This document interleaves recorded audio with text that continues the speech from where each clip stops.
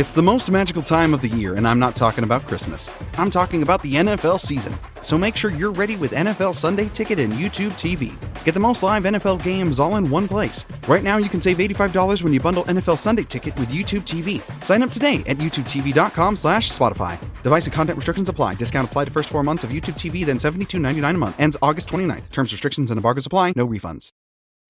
When you need mealtime inspiration, it's worth shopping Kroger, where you'll find over 30,000 mouth-watering choices that excite your inner foodie. And no matter what tasty choice you make, you'll enjoy our everyday low prices, plus extra ways to save, like digital coupons worth over $600 each week. You can also save up to $1 off per gallon at the pump with fuel points. More savings and more inspiring flavors make shopping Kroger worth it every time. Kroger, fresh for everyone. Fuel restrictions apply.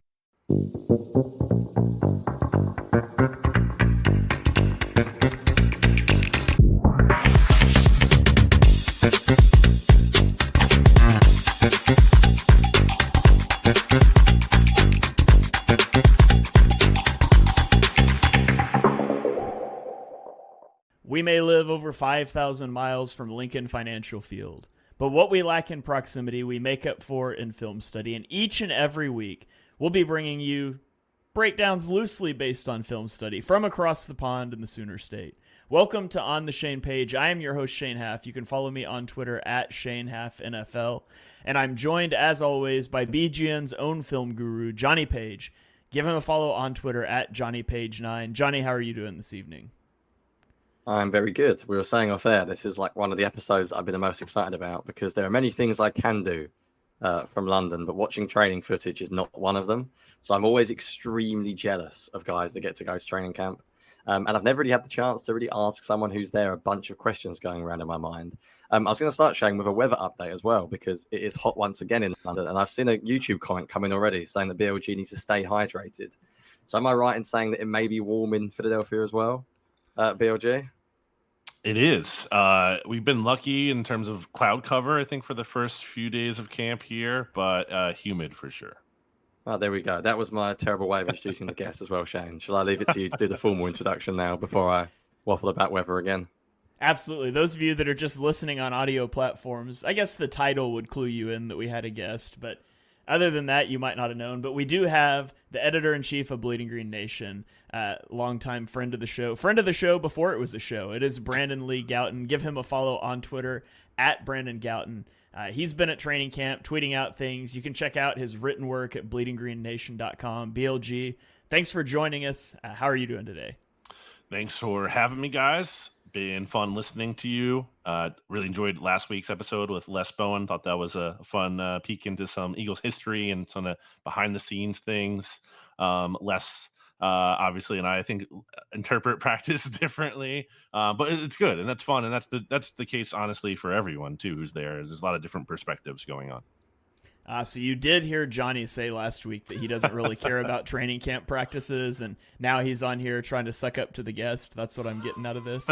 No, wait. There's pads. There is a difference. When the pads come out, then right. it's when the rookie mini camps. It's like the April, May stuff that I can't buy. But no, now the pads are on. Like I'm fine. So that's why it's perfect timing. I tweeted this yesterday. I think certain training camp reports I find really interesting. There are certain things that I care about. Let's put it that way. There are things that I care about and there are things that I don't. Like if Brandon Graham's not having a great camp, couldn't care less. He's been there 15 years. He doesn't need to. He's probably not trying as hard as a young guy. So there are certain things I care about. There are certain things I don't care about before Shane brings in another thing of my quotes out of context. But yeah, right. Let's get into it. Speaking of Brandon Graham, I love the tweet that went out with the video of Brandon Graham and Nolan Smith running. They're supposed to be bending around the pads, and Nolan Smith does it, and Brandon Graham just like trucks over them, so they finish at the same time. And everybody was like, "Nolan Smith's not even that fast." I'm like, I think he would have been faster if he just ran through the pads as well. But got one more comment coming in here from YouTube we'll highlight before we get into our questions for BLG. Austin on YouTube says that Jonny is a real football guy, so he's disgusted by padless practices. That's right. Yeah, the English real football guy who's only ever played flag football in his life, but did get concussed still playing flag football once. Funny story for another pod maybe. But you should have been wearing pads. Yeah, I mean, I've worn pads once in my life. Once. There is actually some London-based NFL team, or NFL teams, American football teams. And I turned up with pads once. And when I realized that everyone was American over here who was playing for the London team, I quickly gave up because they were significantly bigger with significantly more experience than me. And I think I had one practice at safety and was not very good coming downhill and tackling, let's put it that way. And that was the one padded practice I've ever done. So yeah, real football guy is sadly not a true comment. All right. Well, without any more waffling about, let's get into the real reason we're here today. And it's because there's no all 22 of training camp practices, so we've got to rely on the guys that are there. And so enter Brandon. And Brandon, we've got some questions we want to ask you about what you've been seeing at training camp. And obviously feel free to just jump script and talk about anything that you've seen that sticks out as well. But my first question relates to the offense, and I think there's a lot of eyes on the offense. Obviously, there's the transition from Brian Johnson / Nick Sirianni, whoever was responsible for that disaster, to Kellen Moore, who, you know, has allegedly been brought in to run the offense without a lot of input from Nick Sirianni. So what's the biggest difference you've seen so far between what we saw last year from the offense and what Kellen Moore's been installing in training camp? Pre-snap motion. They did it. They finally did it. The season is saved. The Eagles are going to go undefeated this year. You can cut that and, you know, play it, Shane, out of context, I'm sure, anytime the Eagles lose their first game. No, all jokes aside, pre-snap motion has been present in a very, not just like, oh, for the sake of it, but in a useful way. That and also tempo. I think those were the first two things that really stood out to me, especially the first 2 days. It kind of reminded me of watching Chip Kelly practices back in the day. Like the tempo was present the first 2 days, especially. And I thought that actually really worked in Jalen Hurts' favor. He was really operating efficiently, and he seemed to be comfortable getting in a rhythm like that. So those were the first two things early on. And then today, as we are recording this on Tuesday, July 30th, I saw Jonny got excited about this on Twitter after I tweeted it out. Saw some play action rollout, specifically in the red zone drills that they were doing, and certainly not so used to seeing that from this Eagles offense in the past. So I am buying the fact that Kellen Moore is making a difference. Yeah, according to my sources, pre-snap motion is seen as the wave of the future in the NFL. So the Eagles are there. We've made it. I jokingly told Jonny the other day, I remember 2017, the Eagles were like the cutting edge of going for it on fourth down and the aggression, and it was a large part of why they won the Super Bowl. And now it's like 2024, and it's like, hey, the Eagles finally caught up to the 2019 wave of pre-snap motion. So that will be awesome to see. We'll see how it pans out, but I'm excited for it. Yeah, BLG, you mentioned that I was very excited about the rollout, and it's mainly just because it's one of the things that we've spoken so much about on the podcast. So it's nothing better than being proven right when you say things on the internet. This is maybe hard to actually know, but have you noticed any under center runs as well? I don't know how much you see of the running game, because obviously that rollout is often linked to the under center run game as well. Yeah, I was specifically trying to pay attention to that after the fact, especially when your name came up and I saw, you're getting excited about that. I can't say for sure, though, that I have. That's something I'm going to continue to be paying attention to here, but I can't say definitively that I've seen that. I think there was some of that, but, I'd still say, you're looking at majority shotgun. Yeah, fair enough. And I think that's sort of what I expected, to be honest. I think it will be a blend, as we've always said, between the Eagles run game. And it's a bit of a weird one because the Eagles kept Stoutland, so they've still got the guy who's in charge of the run game in the building. So the idea that Kellen Moore is going to come in and just change the Eagles run game is not going to happen. Moving on, I guess the obvious one to ask about is, from everything I've seen, and I sort of hate reading about quarterbacks at times in training camp reports. It's a weird one. I sometimes feel like I don't want a quarterback to be perfect because I want them to try new things. But this year is a bit different because it's a different offense. So I think you've actually been, and I'll give you huge credit here, about as in tune with quarterbacks in training camp as anyone I can remember. And I genuinely mean that. I remember going back to when Wentz didn't have a great, was it 2018 or 2019? And you were consistently saying you're not sure that Wentz is playing anywhere near as well in training camp as he was in previous years. And I think last year you were a little bit up and down on Hurts as well. But I remember every single comment from you in training camp of every year. But I'm pretty sure you seem to obviously look at quarterbacks quite a lot. So would you agree with the general vibe from the online consensus that Jalen Hurts has looked pretty good so far this year? And also, just how would you compare him to like previous camps? Because I think that can be quite useful to think about.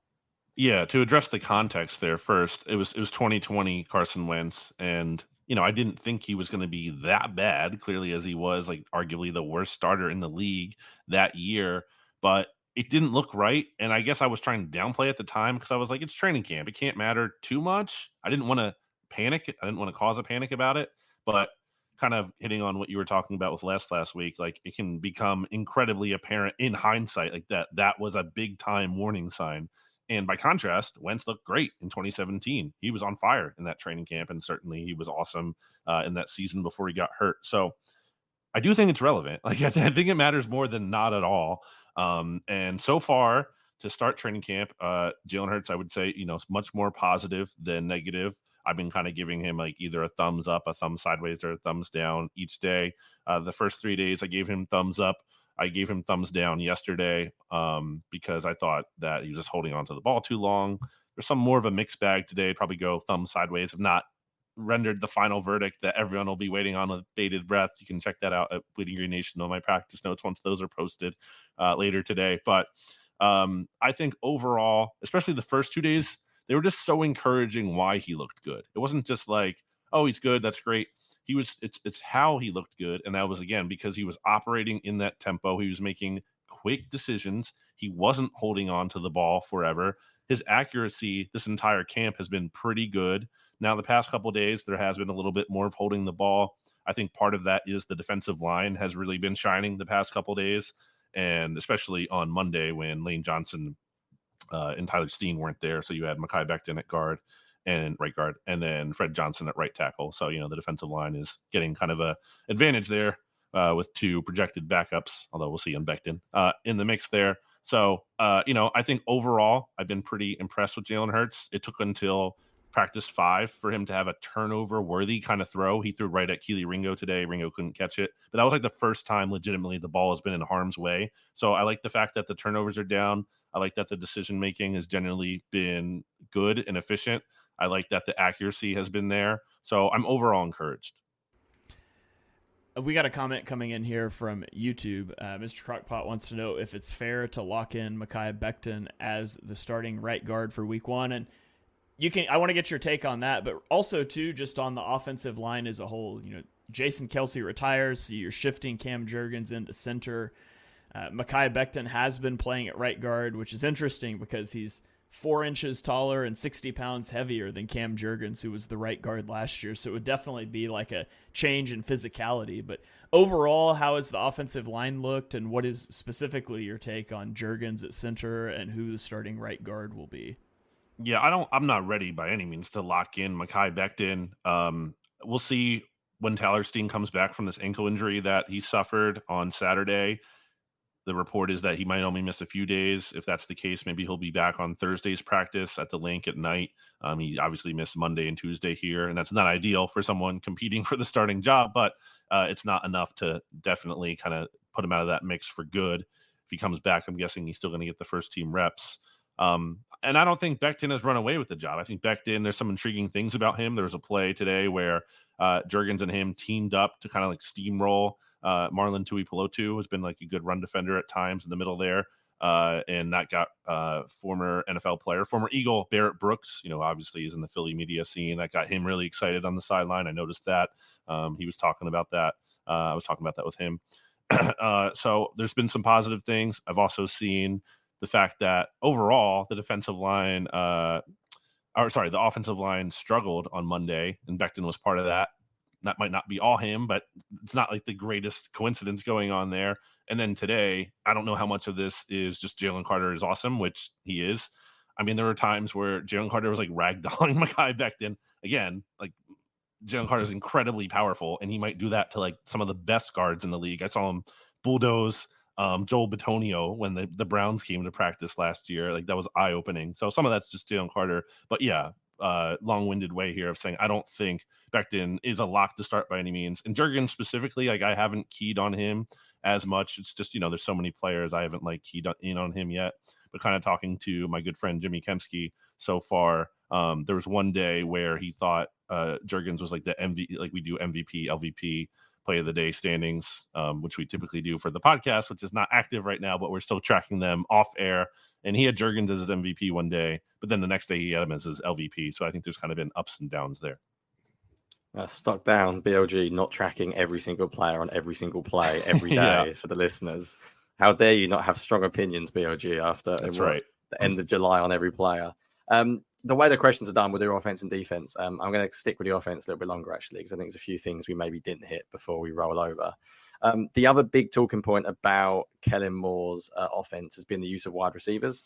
And I guess that's something you can see at training camp. So is it fair to say, are you buying the hype that sort of everyone's lining up a little bit of everywhere? It's not just sort of AJ Brown outside and Devontae Smith outside. And also on that, is there like another receiver that's impressed you a lot? Because I think it's quite an interesting rotation at that position. Is there anyone that's like an early winner for like the wide receiver 3 position currently? Yeah, on the wide receiver usage, I mean, Avonte Maddox said it after practice on Monday. He said, like, I'm seeing these guys move around a lot more. And I don't, if I'm not mistaken, I don't think that was like a leading question. And then he specifically said he's seen Devontae Smith like one-on-one a lot more matched up against him. So, the proof is in the pudding when the player is saying it right there. So I do buy that being a thing, which was kind of been observed. And also not just Avonte Maddox, but coaches Nick Sirianni, Kellen Moore, I think I've touched on that too. So I am buying that. I'm not really buying a runaway favorite by any means yet for that wide receiver 3 job. Paris Campbell has been pretty reliable, I feel like, when the ball has been thrown his way, but hasn't done anything too exceptional by any means. He did beat Darius Slay down the field for a one-on-one rep, I think, over the weekend, and that was nice. But otherwise, hasn't been really flashy, kind of just been solid. John Ross has been getting a decent amount of time with the first-team offense. He's had a couple good catches here and there, but again, nothing head and shoulders above Paris Campbell. Britton Covey has caught a lot of passes. I think he's a factor. Johnny Wilson is getting Johnny Page's boy. Johnny Wilson is getting a decent amount of first team work, which is not just a given for a rookie. So, I think it could be some kind of committee of those players as opposed to just like in the past. It was basically like Quez Watkins is the wide receiver 3. He's always going to be there. I'm thinking right now, unless someone really steps up and runs away with that job, we might see a rotation. That's it's quite impressive actually for Johnny Wilson to maybe it's George Kittle after all, as we're talking about off air. But that is that's quite unusual actually. I've seen his name mentioned quite a lot. I think it just speaks to maybe Kellen Moore a little bit as a coordinator being a little bit more flexible, I guess, with his matchups. Whereas I think I can't remember if I used the word hubris or arrogance or possibly both to describe the Eagles last year, but it felt like we're better than you, whereas this year it might be actually, do you know what? Johnny Wilson in the slot might be really good for a certain week when they're going to run the ball a lot. One question I was going to ask you actually, which is coming from YouTube as well, Shane, if you want to put it on about, I'll be honest, it's a good question, Austin, but I don't know if BLG will be able to answer this, but have you noticed them doing anything against the blitz? Is that something you can actually see at training camp? Like as someone who's never really observed it, like most listeners, I guess, it's probably hard for us to know exactly what you can and what you can't see, but have you been able to spot anything like that? Yeah, day 3 was really blitz heavy. After those first 2 days where it felt like, the offense was humming and it seemed like, I don't know, how much of this is they want to throw different looks or they wanted to adjust. But it definitely felt more blitz heavy on day 3 for sure. And, we've seen a decent amount throughout camp. It's not like, we're talking about Jim Johnson here all of a sudden, and then the Eagles are just going to go back to that. But when you think about it, like they have personnel players who can, especially specifically at linebacker, who can rush the passer. Like Nakobe Dean, the book on him coming out, like is one of the better things or unique things he can do. He can blitz. Devin White, same story. Zach Bond, literally a pass rusher playing off-ball linebacker. So I definitely think like that's a factor. Again, I don't think they're going to be the most blitz-heavy team in the league, but that is a tool in their toolbox that they might be more willing to use than they have been in the past. And I've got one final thing, and then I will actually ask the question that we said we're going to ask. I hate reading about running backs in the training camp because I don't think how the hell you can tell about a running back when you're not tackling properly. You can actually like good contact balance, vision, etc., etc. However, I think what you can tell is their use in the pass game, because the Eagles have just not used running backs in the passing game the past 3 or 4 years. And it's basically become a narrative that Jalen Hurts doesn't throw to running backs. And I think actually you can go back further I think a narrative over the past 6-7 years of NFL was that mobile quarterbacks don't use the running back a lot. I think if you go back to your old school Mannings and Brady, their 4th or 5th read will be check it down. Whereas mobile quarterbacks, they're not bothering getting to their 4th and 5th read because they're carrying it themselves. I have seen some comments about Shipley in particular being quite active in the passing game. Unless you've got anything else, Shane, on the offense, then we'll move over after. But have you noticed anything in terms of like running backs' role in the pass game in particular? I mean, even Carson Wentz wasn't really the biggest fan, I would say, of throwing to the backs. You saw, really a big uptick in that once Foles was in. Obviously, Corey Clement comes to mind. Johnny's boy, for real. Johnny was definitely on Corey Clement before everyone else. So, yeah, it has been a thing. I'm like reluctant to fully buy in because I saw DeAndre Swift catch a lot of passes in training camp last year, and that really wasn't a big factor in the regular season. Obviously, you have the new offensive coordinator this time. You add Will Shipley, who I think has looked pretty good, and he's been active as a pass catcher. Obviously, Saquon can do that. Kenny Gainwell, the Eagles like him a lot. I definitely think it could be a factor based on the personnel, but again, I'm having a full-time fully buying into that until I actually see it in the real games. But from what we've seen in camp to this point, from what I can say right now, it does look like it is more than a non-factor. Yeah, I think there was a moment when DeAndre Swift had about 20 targets in like 3 weeks last year, and it was like, it's here. And I think it was about week 7 or week 8, and then it just completely fell off a cliff. Completely and utterly fell off a cliff. Best comment we've ever had, by the way, coming in from Alex. Corey Clement, the true Super Bowl hero. You've been listening to me, BLG, or reading me for too long when you can remember how high I was on Corey. He's become one of those players that I wasn't even particularly high on, but it was just like he shouldn't have been a UDFA. I think like Moro Ojomo is becoming my current guy of that. Nice. But unfortunately, he can't really make a Super Bowl catch for a touchdown like Corey Clement did. Right, should we transition over to the defense, Shane? Is there anything else you wanted to add on the offense or ask of BLG before we move over? No, we can move over to the defense. I want to shout out a comment here real quickly. Coming in on YouTube says, great content, guys. Looking forward to follow this new season again. A fan from Chile.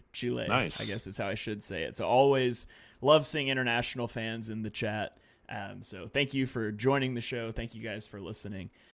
When you need mealtime inspiration, it's worth shopping Kroger, where you'll find over 30,000 mouth-watering choices that excite your inner foodie. And no matter what tasty choice you make, you'll enjoy our everyday low prices, plus extra ways to save, like digital coupons worth over $600 each week. You can also save up to $1 off per gallon at the pump with fuel points. More savings and more inspiring flavors make shopping Kroger worth it every time. Kroger, fresh for everyone. Fuel restrictions apply. I'm Victoria Cash. Thanks for calling the Lucky Land Hotline. If you feel like you do the same thing every day, press 1. If you're ready to have some serious fun for the chance to redeem some serious prizes, press 2. We heard you loud and clear. So go to LuckyLandSlots.com right now and play over 100 social casino-style games for free. Get lucky today at LuckyLandSlots.com. No purchase necessary. VGW Group. Void where prohibited by law. 18 plus. Terms and conditions apply. We'll flip over to the defensive side of the ball here, BLG. And I think probably one of the things, and we'll have some comments from the chat here too that we've seen, but one of the things I'm most interested in is, what have you seen out of Bryce Huff so far? Obviously, the Eagles have to be expecting a lot from him given the contract they paid him and letting Hassan Reddick go, which, by the way, looks like a genius move given what's going on with him and the Jets right now. But what have you seen out of Bryce Huff? He hasn't been someone I've noticed a ton, honestly. And that's not, oh no, he sucks. He's terrible. Time to press the panic button. I just don't think he stood out in a big way. In fairness, again, hard to keep track of everyone. And he's going up against really good players in either Lane Johnson or Jordan Mailata. I think I saw more against Lane today specifically. Again, an amazing player. So, and the pads obviously just came on for the first time today, so that's another factor in this. But yeah, I have not noticed Bryce Huff as much. Someone I have noticed, by contrast, is Johnny's boy, ironically this time, not unironically, Nolan Smith, who I thought looked really impressive on Monday, had back-to-back sacks on Jalen Hurts, where he used different moves to win. The first one, he dipped under Fred Johnson, who's really tall, And then he used an inside move to beat Fred Johnson on the next rep, and that was really impressive. He looked really good again today in the one-on-ones. He was going up against the very raw, as Jonny has highlighted, Aneem Dankwa, who clearly needs some adjusting. So Nolan Smith should be beating him. But I will say the way he won still in that one-on rep to me was really impressive, because Dankwa couldn't even get his hands on like Nolan Smith. Nolan Smith was so fast that he just like zipped around and was able to get the pressure immediately. So, and that's the kind of appeal or advantage or the unique thing about Nolan Smith. And if he's going to be undersized, he's going to need that speed to be a factor in there. So, I'm going to be paying attention more so to Bryce Huff, certainly, since that's not someone I've keyed in early on here. But, I think back to like Hassan Reddick wasn't always like dominating every practice. So it's really not anything that is a red flag to me at this point by any means. But yeah, just haven't noticed him a ton. You did mention Nolan Smith. We had a comment come in earlier on YouTube. What are your realistic expectations for Nolan Smith this season? Is he going to be an edge rusher? Are they going to try the off-ball linebacker thing? Are we going to see him play? What do you expect from Nolan Smith? I always felt like the off-ball linebacker thing was more of like trying to find a way to get him on the field, or like just honestly overthinking it. And there were times last year too where the Eagles were really light at off-ball linebacker because Jacoby Dean was hurt and they had some other injuries that were going on. So I think they kind of just wanted to see if he could do it at all. But I think we're really only seeing him used as an edge rusher here, and I think that's what he should do. I like Nolan Smith. I'm higher on him than Jonny. I think Jonny brings up a lot of fair points about him, and I do worry that, there are some hurdles for him to clear that could prevent him from being as good as I would like him to be. But I just think there's juice there. It's not like there isn't, you know what I mean? You're working with something here. There's some kind of thing. You just have to harness it the right way. It just needs to click. It's not like this is a total lost cause. There's just, he doesn't have it at all. So I'm intrigued. I think, the realistic expectation, to answer the question, is he's going to be a rotational edge player. I mean, if Nolan Smith can give you like 6 sacks this year, I think anyone would say that's a pretty like great season. Anyone would sign up for that.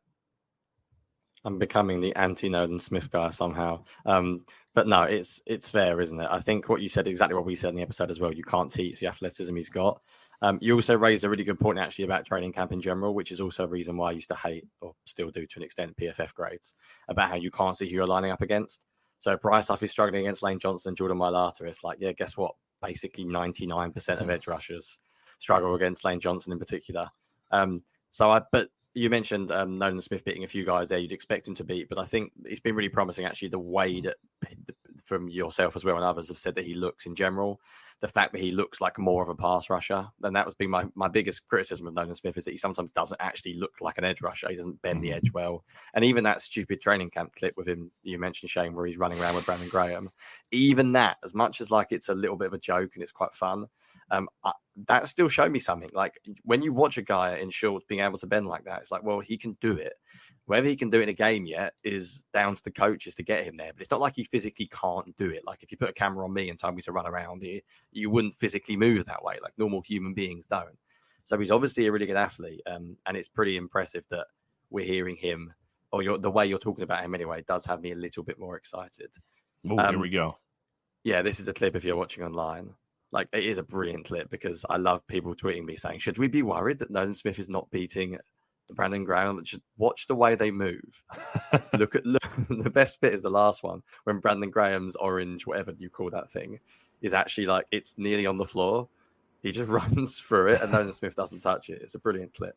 You gotta respect Brandon Graham trying to beat out the rookie here, just knocking the dummy over instead of running. And around. he also sticks out the hand at the end just to make sure he gets the win as well. That's the competitiveness that makes you survive for 15 years. Also, Brandon Graham's a good player, so like it's not like it shouldn't be like the biggest red flag. Yeah, Brandon Graham is one of the best Eagles pass rushers of all time. You've mentioned Jalen Carter sort of flying as well, and to be honest, I think defensive lineman's one of those positions where someone like a Jordan Davis, I've also read good things about, but I always find it hard to look at run game in preseason and it as well training camp. I think that's something that you need to see sort of down in, down out consistency. I think one thing we can learn a little bit about is about the linebacker rotation, because that has really surprised me. From what I've read, and I guess you're not going to change anything here, it looks like, who is it? Zach Bourne and Devin White are the first two guys up. Has Nakobe Dean been like on a pitch count, or is there reasons why you think that might be? But what have you seen from like the linebackers in general, I guess, as well? Just your general thoughts on that position. Yeah, so out of the 5 practices we've watched so far, Zach Bond and Devin White have been the first team linebackers first up every single day. And I, emphasize that because the cornerbacks, they've been mixing a little bit here. First day it was Isaiah Rodgers and Darius Slay, the first set of first team 11-on-11 defense. And then it was Ringo the next 3 days. Today it was Rodgers again. So I think that's kind of telling that they view Bond and White as the first guys up each day. Now, Nakobe Dean has certainly rotated in with the first team defense. He's been one of the first team linebackers regularly when they go 7-on-7. So it's not like he doesn't have any kind of role here or can't work his way into the starting conversation by any means. And I really haven't still noticed Nakobe Dean stand out to me, especially in coverage, other than getting beat. But I know people who seem to be, the aforementioned Jimmy Kempski seems to like what he's seen from Nakobe in run defense. So I think Nakobe, he might be able to contribute as kind of more of a role player. But the coaching staff seems to like Bond a lot. Bond had a really good pass breakup on day one. He looks the part at linebacker, certainly more than Nakobe Dean does, who is pretty small. Zach Bond is a lot bigger and athletic. But we haven't really seen him do a whole lot since that day one pass breakup. Whereas Devin White, I've been like pretty impressed with Devin White. Just his explosive ability, like that's not something the Eagles had on their roster last year from the off-ball linebacker position, not even close. There was a play on Monday where short completion from Jalen Hurts, I think, to Will Shipley in the flat.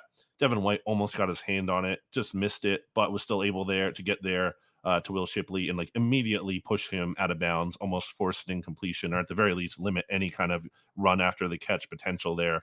And like that really is kind of eye-opening. And he's had some other moments dating back to the spring too, where he's just looked so fluid in coverage. He looks healthy. I've been pretty impressed by Devin White. The linebacker thing is really odd. Like, and I tweeted this the other day. I sort of got this wrong, but like Zach Bond is such an interesting guy. I don't know how much people have looked at him, but I looked at him a little bit for Bleeding Green, obviously, and he almost like gave quotes to interviewers that he didn't really enjoy playing off-ball linebacker, and he was an edge in college. I mean, I tweeted this the other day. He had 12.5 sacks in his final year at Wisconsin. Like, that's an edge player. He's almost Nolan Smith-like. I tweeted this, or this was in the article of Bleeding Green as well, that his comparison from NFL.com was Hassan Reddick. Like, it's really odd. He looks like an edge, and I was convinced the Eagles were suddenly going to actually use him as like a rotational wedge option, and all of a sudden he looks like a starting off-ball linebacker, and I'm not smart enough to know what that means schematically, but I think there's something interesting there, that they've got this guy who almost, to me, it seems like he is an edge, and I think he's almost openly said potentially he wanted to, and the Eagles think they can work with him. The thing about Devin White really quickly as well was that when I was sort of, I guess I was negative about him, and I wasn't overly negative about him. And I think I was fairly positive in certain things. I think in coverage, he was really good on film. Yeah. Like, he really surprised me how good he was in coverage on film, because I had a feeling he was going to just be rubbish based on what some guys had said online when I watched him. And I think basically he had games where he was appalling against the run. Like, when he sort of lost his head and he was over aggressive, the 49ers in particular, Shanahan just had him seeing ghosts. Like, he couldn't handle it.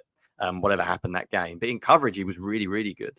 And he's never played for a team like in the Fangio style. And if they think basically the Eagles linebackers in general under Fangio won't be crashing down really aggressively in the run game, it's not the way Fangio does it. And if he teaches him like a new style of where he has to maybe read and react a little bit slower and not just instinctively sort of play 100 miles an hour all the time, that could end up being a very sneaky good signing, because I think his playing coverage like really surprised me. So that is good to hear you say that as well. It's always nice when things like sort of you say sort of match up from what we think. Let's move on to the secondary then. Shane, I'll take the next question as well. So the secondary is probably the most interesting positional group of anything on the Eagles, I would say. Cooper DeJean being injured sucks, because I think he's missing really valuable reps at the moment. I imagine you agree. Sort of what's happening? Okay, a very vague question. Just tell me about the secondary. But what is happening rotation-wise then? It seems like, from what I'm reading, maybe Ringo and Slay are the top two currently, and Mitchell is sort of moving in as a nickel. Is that sort of what you are seeing as well? Yeah, there's a lot of moving pieces here. On DeJean, it's a significant blow to his development. He's going to miss somewhere, if the timeline that was listed is accurate, about 11 practices or so. That might include their only joint training camp practice this summer, which is against the Patriots. That's a lot of missed time. It doesn't mean he still can't, get healthy and have a kind of come on strong late in training camp or anything. But he's behind the 8 ball right now, and that's not ideal. Not only obviously as a slot corner or whatever, but also in the punt return game as well. Kind of be interesting to see how he factors in there. But elsewhere in the secondary, yeah, it's been again Darius Slay, obviously consistent starter each day, and then Isaiah Rodgers the first day, 3 days of Keely Ringo, and then Isaiah Rodgers on day 5. And to me, Quinyon Mitchell had a really good day on day 5. He went up against AJ Brown in one-on-one, and there was a rep where Jalen Hurts couldn't even throw the ball. That's not something you see all the time in one-on-one. Typically, the ball is thrown, maybe not well, but they give the receiver a chance. Quinyon Mitchell had AJ Brown locked down so good that there was no throw, and I didn't see any flags from the ref either for any kind of penalty there. So that was a really encouraging rep. He also seemed to stare down AJ after that rep, which kind of you like your cornerbacks to have some confidence, some swagger. He's kind of more of a soft-spoken guy verbally, but I think he has that edge in terms of his attitude. So you like to see that. He did allow a catch to Joseph Ngata at one point, but that was right against the sideline. Took a crazy effort by the receiver to make that play. So a pretty good practice here for Quinyon Mitchell. And my thing with him is even if he doesn't start week 1, which I think is possible, I think he's going to be playing in some kind of capacity, whether that's in these dime looks that they've had, if they kind of want to mix him in at slot cornerback for maybe certain matchups there. Avonte Maddox, I think is going to be the slot guy, or at least is certainly the front runner for that. But again, there could be some kind of moving pieces here. There could be some kind of rotation. I think personally, Isaiah Rodgers looks the best of the starting quarterback contenders. He made a huge pass breakup on Monday to prevent a touchdown pass from Kenny Pickett to the aforementioned Ngata, where it was a good throw. It was just an even better breakup by Rodgers, who showed in really impressive closing speed to close the gap and kind of bait the quarterback to throw that ball and then be able to knock it down. And Isaiah Rodgers obviously looked great in the spring as well. So I know he's older, and you might want to go with Ringo or Mitchell because you're thinking about the upside there. But I just think Rodgers has been so good that that doesn't necessarily matter. And also you can change. If Rodgers, you start him and he doesn't turn out to be what you thought he might be, then you make the switch to one of the younger players. It's always funny when you hear talk about training camp it's like Quinyon Mitchell locked down AJ Brown on this rep and they couldn't even throw the ball. And then he gives up a completion to Joseph Ngata, a guy that won't make the team probably. And it's always just funny. It's very much a rep to rep situation, but that always just makes me laugh a little bit when you hear things like that. I do have one question coming in here on the chat, and I'm interested on this one as well because I declared myself the president of the Sidney Brown fan club last year. I remember the hit that he made on Terry McLaurin against the Commanders. I tweeted that clip and I said, Sidney Brown is my favorite Eagle of all time. And then I spaced down. I was like, not really. And then I spaced down again. And I was like, but maybe. And I just love watching the kid play. He flies around everywhere. And that was especially fun to watch last year amid the cesspool of slowness that was the whole defense. Obviously, terrible break that he tears his ACL near the end of the season. Is there any word on how his recovery is going, him ramping up towards practicing? I know I saw a video of him running the other day, but where is he at? Do we have any indication on that so far? Yeah, I saw him, I think, today with a trainer kind of doing some resistance band activity off to the side. Still has a sleeve on his right calf, still on the pup list. So, but it seems the impression that I get, it seems to be that Eagles aren't expecting him to start the season on that and therefore automatically miss 4 games. Obviously, you keep him on that list in the event that there's a setback or it takes longer than you expect or whatever, just to be safe. But it seems to me that he will be back here at some point before week 1. I just no word yet. It's really a weird situation when you're talking about the cornerback position, how many cornerbacks the Eagles have got that are playing well. It's sort of bizarre. There were some comments on my Bleeding Green article on Ringo yesterday when people were saying, like, how was Howie rebuilt this position that quickly? And I think it started with getting basically cornerbacks dropping to them. Like Ringo in the fourth is still completely absurd to me. And DeJean, who we haven't even seen in a second. I guess we're just going through position by position now. What the hell is going on with James Bradbury and safety? Is that a real thing? Is he getting any starter reps? Is it just a guy desperately doing something to try and squeeze on the team? And credit James Bradbury, by the way, because he's obviously realized that he is never playing cornerback on this team. And I'm pretty happy that the Eagles have given up with him as a cornerback as well, because last year just was so painfully obvious to anyone that watched any Eagles games that he didn't have, unfortunately, the juice anymore. So what is happening in that position? Is it Bradbury? Is it like a realistic possibility he plays any reps, or is it just something they're doing like second and third team? It was painfully obvious to everyone that wasn't involved in personnel decisions. We should say it that way. I don't fully know what to make of this because, James Bradbury is lining up at second team safety. He actually had a good practice, I thought, on Monday. Broke up some passes. But, like, okay, I know James Bradbury can, have some success in coverage. Obviously didn't last year so much, but, like, we've seen him do that before. That's not new, although in a new role. But, the question is, like, the tackling. Can he, you need your safeties kind of to be able to tackle, and especially in the open field. So that is still very much a question mark. And I also just, like, there's a question here. In the comments, like, will Bradbury play special teams during the preseason games? Will he play special teams if he's on the roster? Like, in theory, he would have to. He's a backup safety.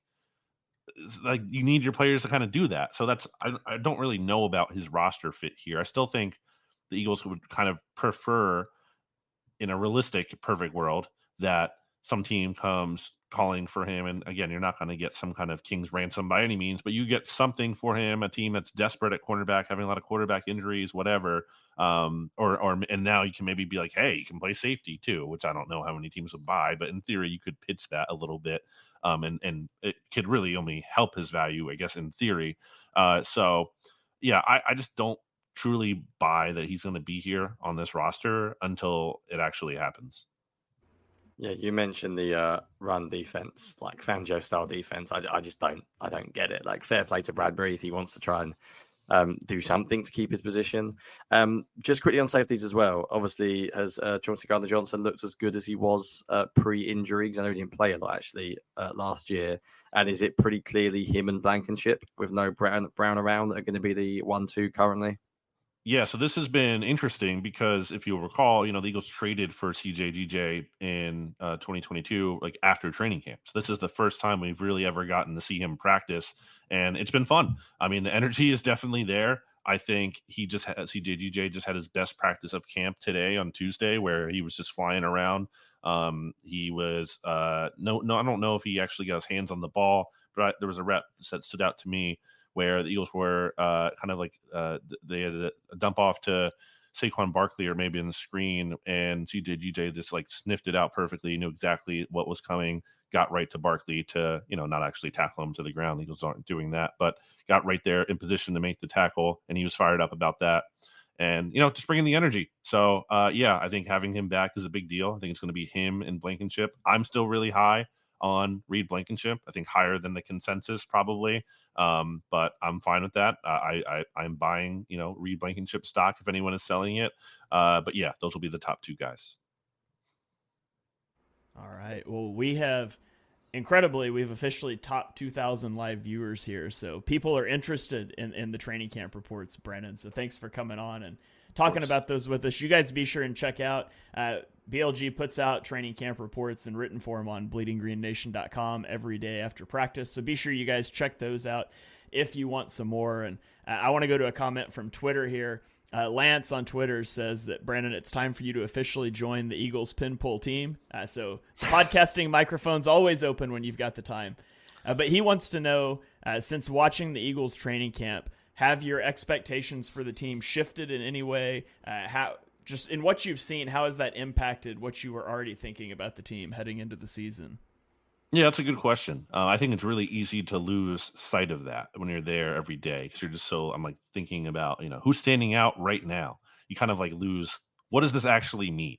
What does it mean that, let's say like someone down the roster, like Griffin Hebert, made a good catch. Probably not a lot. Probably not going to be on the roster. Might make the practice squad.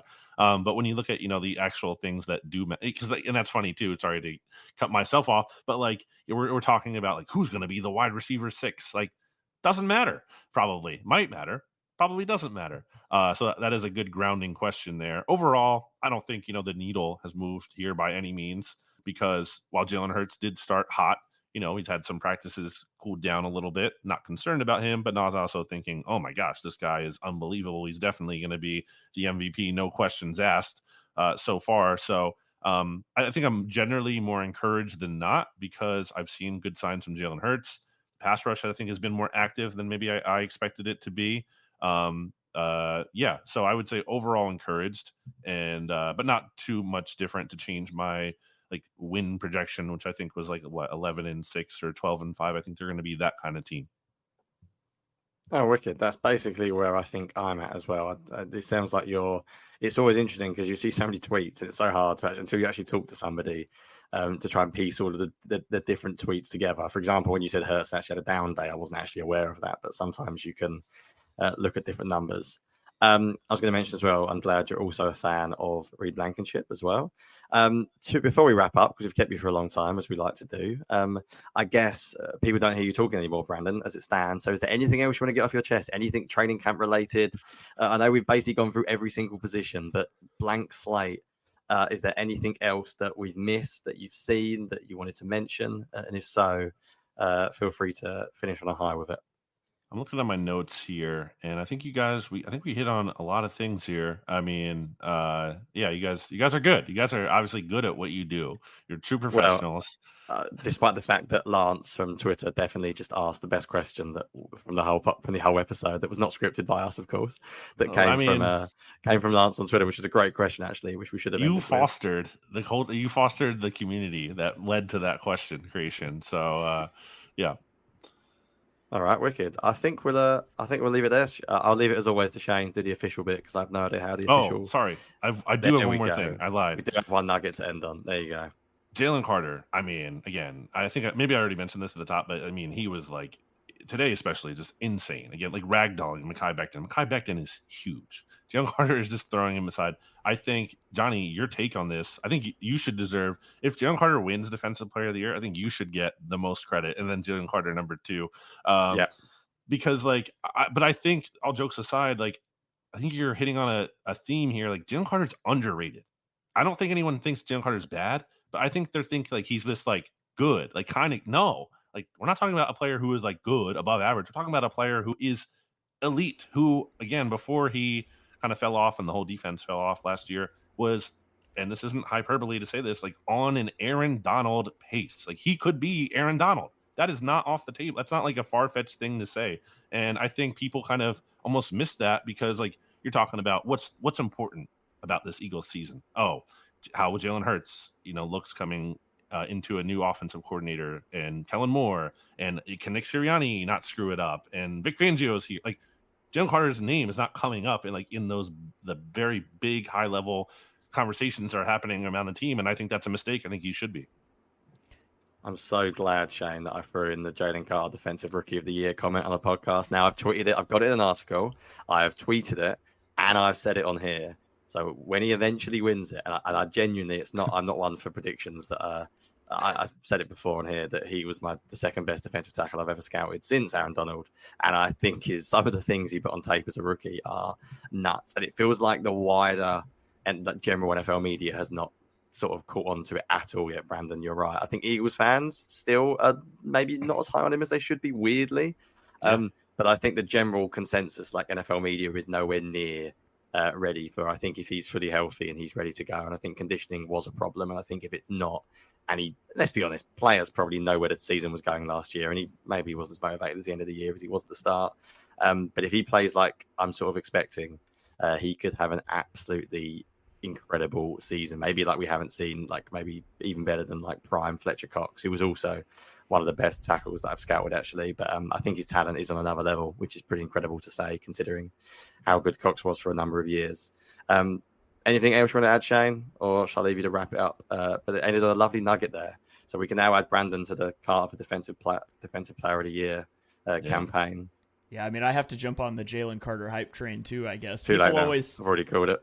People always talk about the rookie wall, and he certainly hit that last year, but there's also the Matt Patricia wall of it all. So he got hit with that double whammy, and, I certainly, if he plays like he showed at the beginning of the season over the course of a whole season, he would have been the defensive rookie of the year last year. And yeah, when you talk about the top defensive tackles in the NFL, obviously Aaron Donald's out of the picture, and I don't think Jalen Carter's going to have to do it and prove it before I would put him up there with guys like Chris Jones and Dexter Lawrence. But that's my tier 1, and I think Jalen Carter is absolutely in contention for the top of that tier 2 with guys like Quinnen Williams and Jeffrey Simmons. And I mean, I think that's where he's at, and I'm really excited to see what he brings to the table in year 2, particularly with not Matt Patricia. So, but anyways, I do think that's going to about wrap it up here. Thank you guys for joining us for this special edition training camp reactions with BLG. You guys know BLG. You love BLG. Go check out his work on bleedinggreennation.com. Tweet nice things to him. Maybe we'll get him back on the show a little bit down the road to do another check-in. BLG, we always enjoy having you on. You guys can also check out Chalk Talk. The first episode of that on the Eagles Pinpole Network feed dropped yesterday with Mark and I going through the NFC East and the NFC North, previewing those teams' upcoming seasons. We're going to do the same thing over the next few weeks. Jonny and I have some projects on the table here for the next couple weeks that we think you guys are really going to like for this show. And then we'll be into preseason film. We're building out towards the 6 shows a week. And so we're really excited about that. Be sure you're following along. If you're one of the live viewers here that has not subscribed to the podcast, please consider doing that. BLG, thanks for coming on. You guys check out his stuff. Give Jonny a follow on Twitter if you're not at JohnnyPage9. Brandon is at Brandon Gowton. I'm at Shane Half NFL, and we'll catch you guys next week for another episode of On the Shane Page.